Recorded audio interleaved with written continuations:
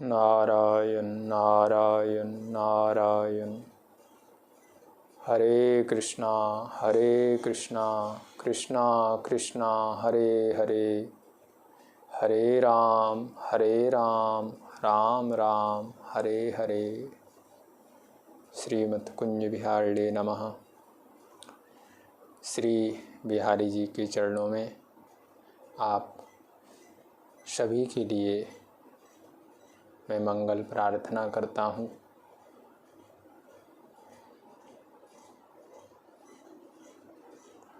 अस्तु प्रसंग कुछ ऐसा ही चल रहा है कि साधक किस प्रकार से अपनी साधना को आगे बढ़ाए,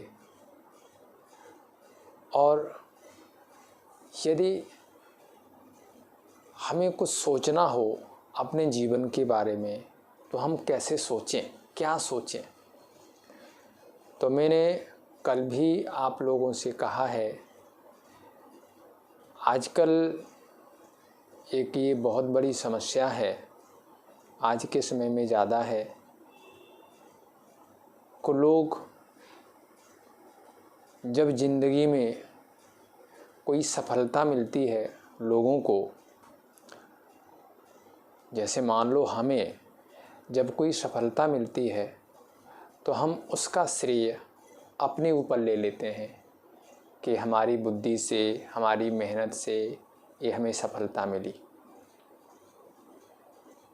हमारा पुरुषार्थ काम आया।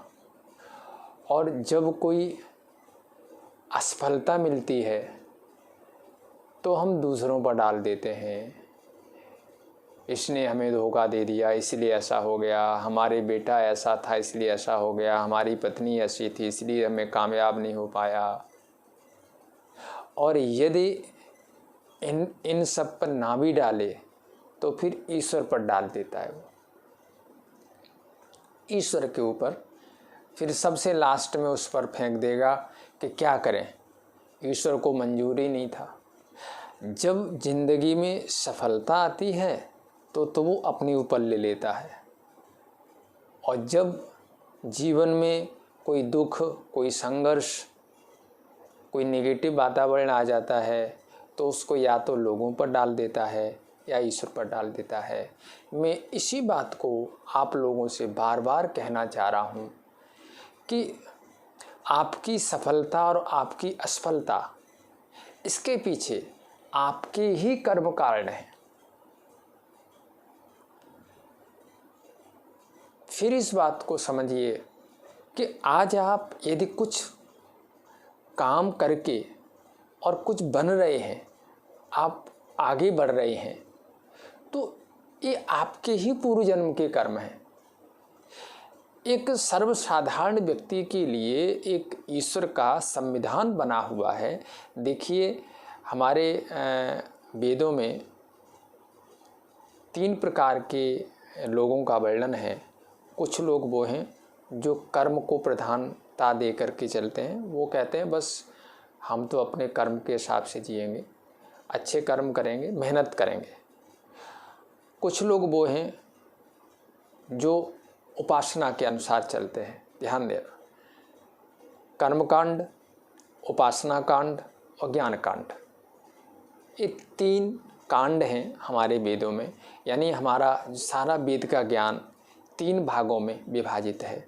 और समाज में भी 3 प्रकार के लोग देखे जाते हैं।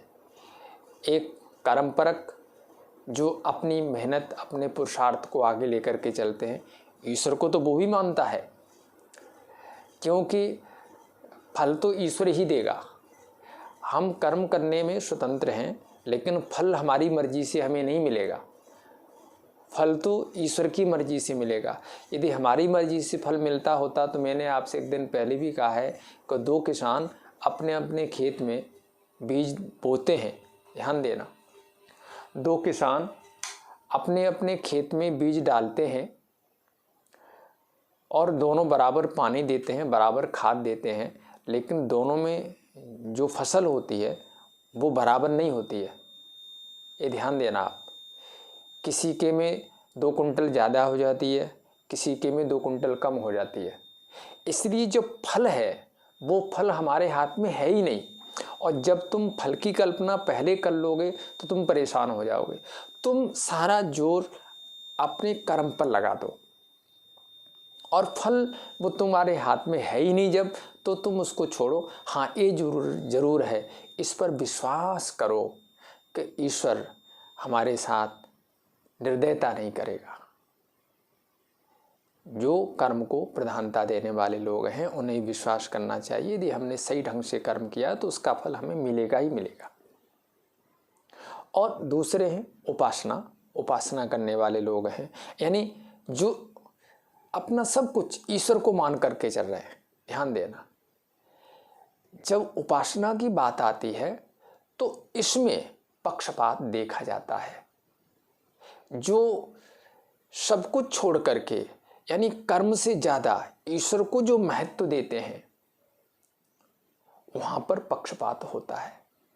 और ये बात आप महाभारत के युद्ध में जगह जगह पर देख सकते हो कि भगवान कृष्ण ने अपने भक्त के लिए, अर्जुन के लिए कई जगह ऐसा भी किया जो उसे नहीं करना था। तो ये बात सही है कि भक्ति में पक्षपात होता है। जो सब कुछ छोड़ करके केवल उनके ऊपर जी रहा है तो फिर उसके आगे वो खड़े हो जाते हैं। और इसीलिए हम साधकों से ये कहते हैं कि कर्म तो भाई पता नहीं हमें कहाँ ले जाएगा, लेकिन हाँ, यदि हमने ईश्वर का आलम्बन ले लिया और ईश्वर का आलम्बन लेकर के जब हम कर्म करेंगे तो जो हमारा कर्म अधूरा रह जाएगा उसको वो पूरा कर देंगे। तो भक्ति में पक्षपात होता है। तो इसलिए जो कर्मकांड है और जो उपासना कांड है उसमें यही फर्क है। इसी चीज़ को समझिए कि जहाँ कहीं कुछ उल्टा सीधा देखा जाता है वो भक्ति पक्ष में देखा जाता है कि भगवान कृष्ण जैसे महाभारत में आया है कि जिस समय गोविंद शांति दूत बनकर के, ध्यान देना, जिस समय गोविंद शांति दूत बनकर के हस्तिनापुर के लिए जा रहे थे, धर्मराज युधिष्ठिर जी ने कहा कि हाँ गोविंद, कुछ ऐसा करो जो युद्ध ना हो। ध्यान देना, कुछ ऐसा करो जो युद्ध ना हो, तो आप शांति दूत बन करके जाओ। तो युधिष्ठिर जी की बात मान करके गोविंद जब चलने लगे तो बाहर, गेट के बाहर उन्होंने देखा द्रौपदी खड़ी है। तो द्रौपदी खड़ी है तो द्रौपदी ने जब गोविंद को देखा तो कहा, केशव शांति दूत बन करके जा रहे हो ना? बोले हाँ। बोले आपको अपना वचन याद है? द्रौपदी ने कहा, आपको अपना वचन याद है? बोले कौन सा वचन? बोले जब हम वनवास में थे, जब मैं वनवास में थी और जब आप पहली बार हमसे मिलने के लिए आए थे और जब मैं आपके गले लग कर के रोई थी तो आपने हमारे सिर पर हाथ फेरते हुए कहा था कि द्रौपदी, जिसने तेरे केशों से हाथ लगाया है, जिसने तेरे, क्योंकि दुशासन ने केश पकड़ करके खींचा था, तो उस समय भगवान ने द्रौपदी से अकेले में ये कहा था कि जिसने तेरे केशों को छुआ है उनकी स्त्रियों के केस मैं जब तक खुलवा नहीं देता तब तक तेरे केस बंधने नहीं चाहिए। ध्यान देना, ये भगवान का वहाँ पर वचन था कि जिसने तेरे केशों से हाथ लगाया है जब तक उनकी स्त्रियों को मैं विधवा नहीं कर देता। क्योंकि ज़्यादातर हमारे भारत की ये प्राचीन परंपरा है कि स्त्रियां केशों को तब खोल देती थी जब वो विधवा हो जाती, उनके पति मर जाते। तो उन्होंने ये कहा था कि तू तब तक केश नहीं बांधेगी जब तक उनकी स्त्रियों के केस नहीं खोल देता। तो आज वो केस खुले हुए हैं, आज 14 वर्ष हो गए हैं और वो केस खुले हुए हैं। तो वो केसों को आगे करके कहा द्रौपदी ने कि गोविंद, ये केसों के बारे में आपको कुछ पता है? हमारे केस खुले हुए हैं। तो भगवान ने मुस्कुरा के कहा कि हाँ हमें पता है, तो चिंता मत कर, युद्ध तो होगा लेकिन मैं इस युद्ध का युद्ध का कारण न तो मैं खुद को बनाना चाहता हूँ और न मैं धर्मराज जी को बनने देना चाहता हूँ। मैं चाहता हूँ कि ये भी बात दुर्योधन के मुख से ही कही जाए कि मुझे युद्ध करना है, इसलिए मैं शांति दूत बन करके जा रहा हूँ, लेकिन मुझे पता युद्ध होगा, क्योंकि तेरे को जो वचन दिया है, जो तूने कह रखा है कि जिसने हमारे केश खोले हैं, ये भी द्रौपदी का एक वचन था, क्योंकि जिसने हमारे केशों से हाथ लगाया है, जब तक मैं उसके हृदय के रक्त से अपने केशों को धुल नहीं लूँगी तब तक केश नहीं बांधूंगी। ये सब उसमें प्रतिज्ञाएं थी। तो कहने का मतलब ये है कि भगवान भक्ति में पक्षपात करता है। तो इसलिए, लेकिन जैसे और समझ लो, जैसे माँ के 2 बेटे हैं, एक बेटा है 4 महीने का, एक बेटा है 20 वर्ष का। ध्यान देना, माँ के 2 पुत्र हैं, एक बेटा है 4 महीने का, एक बेटा है 20 वर्ष का। तो जो 20 वर्ष का पुत्र है माँ का, मान लो आगे सर्दी का मौसम आ रहा है, तो माँ उसके बारे में नहीं सोचेगी कि आगे सर्दी आ रही है, इसको कपड़े ला करके देने हैं, इसको सर्दी लग जाएगी, इसको अब रोटी देनी है, इन्हीं भूखा बैठा रहेगा। क्यों 20 वर्ष के बारे में क्यों नहीं सोच रही है? क्योंकि जानती है ये समझदार है, ये अपने आप इसे जो चाहिएगा वो ले आएगा। लेकिन जो बच्चा 5 महीने का है, 4 महीने का है, उसके बारे में माँ पहले से सोचती है। क्यों? वो पूरी तरह माँ के ऊपर समर्पित है। ध्यान दो इस बात पर। जो 4 महीने का बच्चा है वो ये नहीं कह सकता कि आगे ठंडी आ रही है, मुझे कपड़े चाहिए। माँ को ही सोचना है। जो 20 वर्ष का बच्चा है वो तो माँ से कह देगा कि मुझे ठंडी आ रही है, कपड़े चाहिए, लेकिन 4 महीने का बच्चा नहीं कह सकता है। इसलिए माँ को खुद को चिंता रहती है। तो महाराज, जो ज्ञानी भक्त हैं वो 20 वर्ष के समान हैं, और जो केवल भक्त हैं वो 4 महीने के समान हैं। तो यदि हम उस 4 महीने की बच्चे की तरह हमारा जीवन होगा तो निश्चित है जैसे माँ हमारी चिंता करती है ऐसी ईश्वर हमारी चिंता करेगा। हमें चिंता कर, हम केवल बस उनके बन जाएं। देखो 4 महीने का बच्चा होता है, जब उसे भूख लगती है तो वो कह नहीं सकता माँ से कि मुझे भूख लग रही है, वो केवल रोता है। माँ के पास चल के नहीं जा सकता, वो केवल रोता है, और माँ समझ जाती है कि शायद भूखा होगा, माँ दूध पिला देती है। जब वो गिर जाता है, चारपाई से नीचे, बेड से नीचे गिर जाता है, अपने आप उठ के ऊपर नहीं आ सकता, न माँ को बुला सकता है, केवल रोता है। पूरी तरह से माँ के प्रति समर्पित है कि माँ ये तुम उठाओगी तो मैं उठ जाऊंगा, नहीं पड़ा पड़ा रोता रहूँगा। ऐसे ही जो भक्त है, और देखिए ये कोई विशेष कृपा है, यदि आपको ईश्वर के सामने बैठ करके रोना आ जाए तो मैं समझता हूँ इससे बड़ी ईश्वरी कृपा और कुछ नहीं है। यदि तभी मैं ये बात बार बार कह रहा हूँ, कमरा बंद करो, अकेले बैठो और अपने हिसाब से, क्योंकि जहाँ तुम हो वहाँ पर तुम्हारा ठाकुर भी है, इस पर विश्वास करो। ये कोई कल्पना नहीं है, इस पर विश्वास करो कि जहाँ तुम हो वहाँ पर वो भी है। और बार बार इस बात को मन में लेकर के आओ कि यहाँ हमारा इष्ट है, हमारा देवता है, हमारा ठाकुर है। और फिर आप उससे ऐसी भावात्मक बातें करो कि प्रभु बस मैं अपने आप को आपको समर्पित करना चाहता हूँ, मैं अपने आप को आपको, मेरा जीवन ऐसा बना दो जैसे वो 4 महीने का बच्चे का जीवन होता है कि बस मुझे, मेरे पेट में दर्द हो रहा है, मैं कुछ कह नहीं सकता, तुम्हें समझना पड़ेगा। जैसे माँ ही अनुमान लगा देती होती है कि दूध पीने के बाद भी रो रहा है तो इसे क्या दिक्कत है। अब चूँकि माँ तो बेचारी सर्वज्ञ नहीं है, माँ तो इतना समझ नहीं सकती है, तो माँ तो अनुमान लगाती है, लेकिन ये तो ईश्वर है। गोविंद तो सर्वसमर्थ हैं, सर्वज्ञ हैं। इसलिए तुम केवल बस समर्पण कर दो अपना इनको, निश्चित है फिर तुम्हारी चिंता ये करेंगे। महाभारत में ये भी वर्णन आता है कि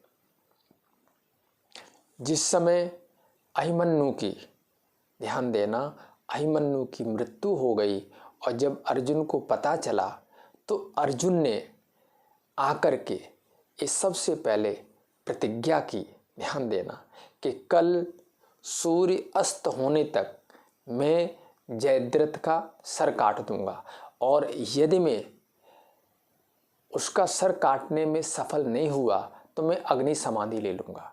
ध्यान देना इस बात पर।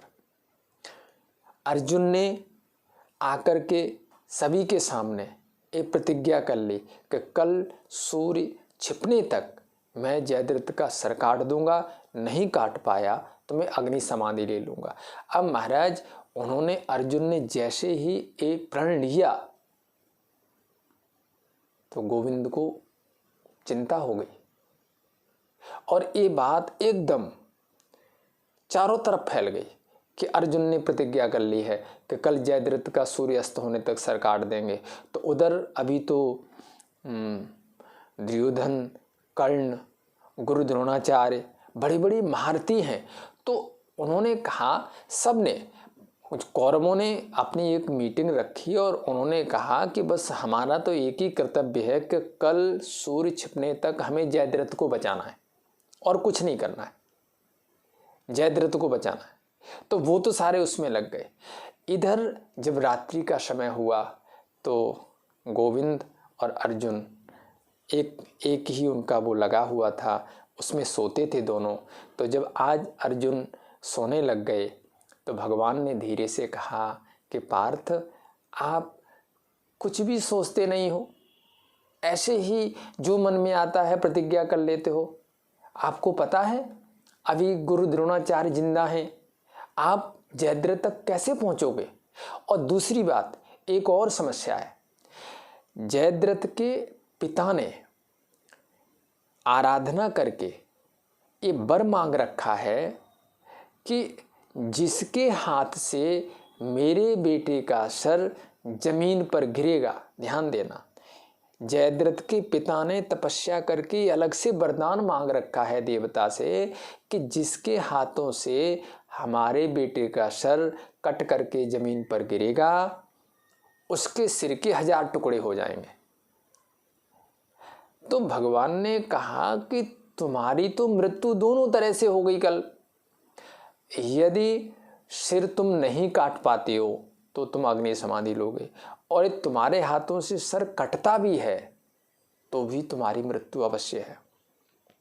तो पता है उस समय अर्जुन ने क्या कहा?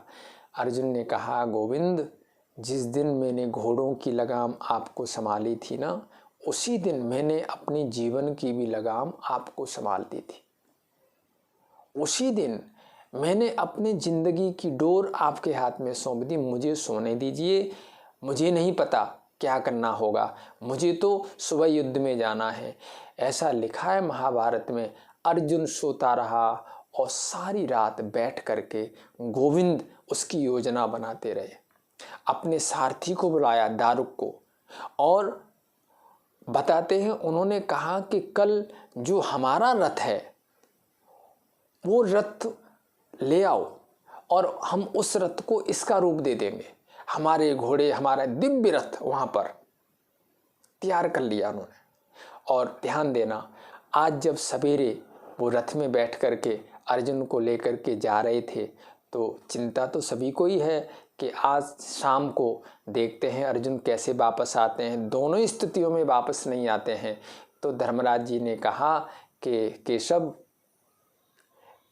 ये हमारा भाई वापस लौट करके आएगा ना शाम को? तो गोविंद ने मुस्कुराते हुए कहा कि आपका तो केवल भाई है, हमारा तो ये बहुत कुछ है। ध्यान देना, ये हमारी बुआ का बेटा है तो हमारा भाई है, इसने हमसे गीता का उपदेश लिया है, हमारा शिष्य है। मैंने अपनी बहन का विवाह इसके साथ किया है तो उससे भी एक हमारा रिश्ता है। तो मुझे तो बहुत कुछ देखना पड़ेगा। चिंता मत कीजिए, आपका भाई वापस जरूर आएगा। और आज जब गोविंद गए बैठ कर के, तो सभी सारे कौरवों ने बस एक ही कहीं अंदर ले जा कर के जयद्रथ को छुपा के रखा है, बड़े बड़े महारथियों को बाहर खड़ा कर दिया। बोले बस इतना ही करना है आप लोगों को, और कुछ नहीं करना है, बस इतना ही करना है कि जयद्रथ के पास तक अर्जुन पहुंचने न पाए। अब देखो, अर्जुन ने युद्ध करना शुरू किया। युद्ध करते करते महाराज अब देखा कि पहले तो द्रोणाचार्य जी ने उनको आगे नहीं बढ़ने दिया, महाभारत में सब लिखा हुआ है। तो भगवान कृष्ण ने कहा कि तुम इनसे उलझते रहोगे तो आगे कैसे पहुंचोगे, इसलिए आप साइड से निकल जाओ, इनको पीठ दिखा दो। और जैसा केशव ने कहा तो द्रोणाचार्य ने कहा अर्जुन क्या बात है, आप हमारी तरफ से बिना हमको हराए आगे जा रहे हो। बोले गुरुदेव, गुरु से तो हारने में ही जीत होती है। देखिए, एक गोविंद ने उनको समझा दिया कि कह दो गुरुदेव, गुरु से कैसा युद्ध, गुरु से तो हार करके ही जीता हुआ माना जाता है। वहाँ से आगे निकले, युद्ध करते रहे। करते करते शाम हो गई, सूर्य छिपने वाला है। अब ध्यान देना, अब गोविंद को टेंशन हो गई। भगवान विचार करने लग गए कि अब क्या होगा, अभी तो जयद्रथ कहीं दिखाई नहीं दे रहा है। तो भगवान ने उसी समय अपनी योग माया को आदेश दिया और कहा कि थोड़ी देर के लिए सूर्य को ढक दिया जाए। महाराज अचानक ही बादल आ गए और सूर्य छुप गया। जब सूर्य छुप गया, ध्यान देना, तो एकदम शंख ध्वनि हो गई, बस कि बस हो गया, आज का सूर्य तो अस्त हो गया। अब सूर्य अस्त हो गया तो इसका मतलब अर्जुन का जीवन का भी अस्त हो गया।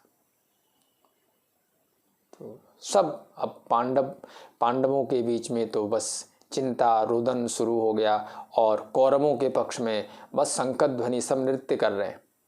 और ध्यान देना, ये सारी घटना चल रही है। भगवान कृष्ण मन ही मन सोच रहे हैं। कहा भाई फिर अब तो दुर्योधन निकल के बाहर आ गया, जयद्रथ भी निकल के बाहर आ गया दुर्योधन के साथ में। दुर्योधन ने कहा तू अपने आप को बहुत बड़ा समझता था ना, अब क्या करेगा? तो कहा मैं अग्नि समाधि लूंगा। तो महाराज तत्काल ही चिता बनाई गई, देखिए, और उस पर अर्जुन को बैठा दिया गया। भगवान कृष्ण ने कहा कि तुम वीर हो, तुम्हें समाधि लगा के नहीं बैठना है, वीर आसन पर बैठिए। वीर आसन पर बैठे, हाथ में धनुष और बाण पकड़ा दिया, और सब लोग सारे कौरव खड़े होकर के मजाक कर रहे हैं वहाँ पर। और उसी समय भगवान ने अपनी योग माया से कहा कि थोड़ा सा हट जाओ, और जैसे हटे महाराज सूरज फिर चमकने लग गया। जब सूरज चमका तो भगवान कृष्ण ने कहा पार्थ, तुम्हारे हाथ में बाण है और सामने देखो तुम्हारा शत्रु खड़ा हुआ है, जो तुम्हारा लक्ष्य है, यही एक काल है, मारो इसको। और महाराज उसी समय उसका सर काटा, और साथ साथ गोविंद कहते जा रहे हैं ध्यान रखिए, इसका सर नीचे नहीं गिरना चाहिए। तो अर्धचंद्राकार बाण से उसका सर काटा आकाश में, और आकाश में जा रहा है। उसके जो पिता हैं जयद्रथ के, चूंकि संध्या का समय था तो वो ऋषि होने के नाते सूर्य को अर्घ दे रहे थे, तो उनके ऐसे अंजुली की तरह ऐसे उनके हाथ थे और वो अर्घ दे रहे थे। तो भगवान ने कहा कि ये सर इस प्रकार से बाणों का प्रहार करो कि उनकी अंजलि में जाकर के गिरे। तो महाराज अब अर्जुन धनुधर तो थे ही, तो उन्होंने धीरे धीरे बाण मारते हुए इस सर को ले जाकर के, वो जो अर्घ दे रहे थे उनके नेत्र बंद थे, उनकी अंजलि में जाकर के सर रख दिया, यानी पिता की अंजलि में जाके सर रखा। और जैसे ही उन्होंने देखा किसका सर है, उन्होंने एकदम भयभीत होकर के अंजलि हटा ली, हाथ खोल लिए, वो सर नीचे गिर गया। बेटा भी मरा और पिता भी मरा, अर्जुन बच गए। तो आज जब लौट करके आए तो पता चलता था कि हाँ, जिसके साथ ईश्वर है उसका कोई कुछ नहीं कर सकता। वो कुछ भी सोच लेता है, लेकिन इतना समर्पण होना चाहिए। अर्जुन को कोई चिंता नहीं होती थी। अर्जुन हमेशा ये कहा करते थे कि मेरा जीवन तो तुम्हारे हाथ में है। यदि हम भी अपना जीवन गोविंद के हाथ में दे देंगे, ईश्वर के हाथ में सौंप देंगे, सच्चाई के साथ, ईमानदारी के साथ, फिर हम काम करेंगे, तो जीवन में जो यश है अपयश है, ध्यान देना, ऐसा नहीं है कि जिंदगी में हमेशा यश ही मिलता है, कई बार अपयश भी मिलता है। उसे भी ईश्वर का प्रसाद समझिए। फिर हमेशा सफलताएं नहीं मिलती हैं। कई बार गोविंद ने देखो अर्जुन को इतना यश दिलवाया, वो भी उनकी कृपा थी, और लास्ट में आकर के भीलों से उनको हरवा दिया, ये भी उनकी कृपा थी। तो साधक को चाहिए ईश्वर की कृपा को हमेशा महसूस करता रहे और अपने आप को उन्हें समर्पित कर दे, और समर्पण करके फिर कर्म करे अपने। तो यह तुम ईश्वर को समर्पित करके फिर कर्म करोगे तो निश्चित है तुम्हारे कर्म में कोई न्यूनाधिकता हो जाएगी तो वो ईश्वर उनको पूरा कर देगा। कोई जो व्यक्ति, इसलिए हमारे यहाँ कहा जाता है कोई भी हम यज्ञ करते हैं तो ऐसा लिखा हुआ है, यज्ञ में कोई कमी बेसी रह गई है, कोई अधिकता हो गई, कोई कमी हो गई, तो भगवान नाम गोविंद के नाम का संकीर्तन कर लो, वो पूरी हो जाती है। तो मेरा कहने का मतलब यही है कि जैसे अर्जुन का समर्पण है ऐसे ही मेरा समर्पण होना चाहिए। तो भक्ति में ध्यान देना, भक्ति में पक्षपात ईश्वर करता है, ऐसा देखा गया है। यह तुमने सब कुछ छोड़ दिया है उसके लिए, तो वो भी तुम्हारे लिए सब कुछ छोड़ने को तैयार है। भीष्म पितामह ने प्रतिज्ञा कर ली, इन्होंने प्रतिज्ञा की थी मैं शस्त्र नहीं उठाऊंगा, भीष्म पितामह ने प्रतिज्ञा कर ली मैं शस्त्र उठवा के रहूंगा, तो देखो इन्होंने अपनी प्रतिज्ञा तोड़ दी। इसलिए भक्त के लिए एक कुछ भी करने को तैयार है, इस पर विश्वास कीजिए। तो इसका मतलब है जब तुम इनके बन जाओगे फिर तुम्हारे मन में किसी प्रकार का भय नहीं आना चाहिए। अस्तु आज इतना ही। जय जय श्री राधे श्री राधे श्री राधे।